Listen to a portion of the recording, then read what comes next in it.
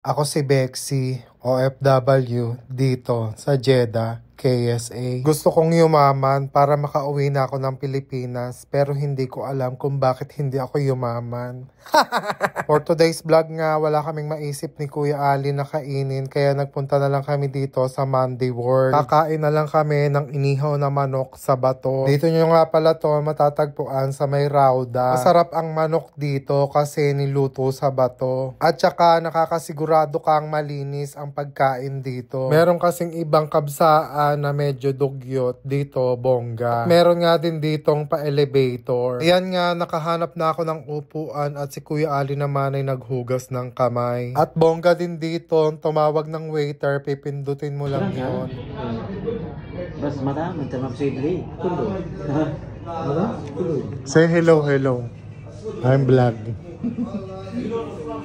Shoot hadapi, baby. Ayan, at dumating na nga yung order namin ni Kuya Ali. In order ni Kuya Ali ay Magbi. Brother, you have fried onion. This one. Very good. Nagtaas na nga sila ng 1 real. Dati 22 lang yung kalahating order. Ngayon 23 na.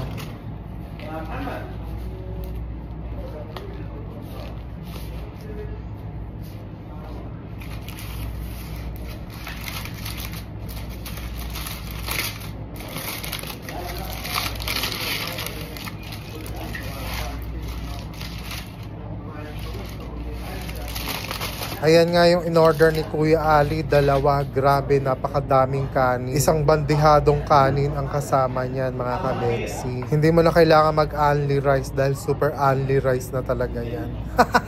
Yung 1 cup sa Pilipinas, dito 1 kaldero.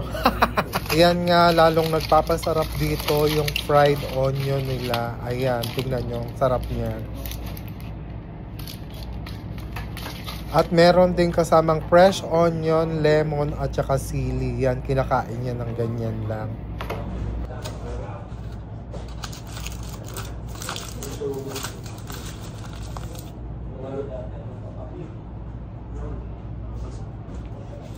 Yes. No, ini sa lala, basta lala. Ayan mga kabeksi, panoodin nyo na ako kung paano ko ubusin yung isang bandihadong kanin.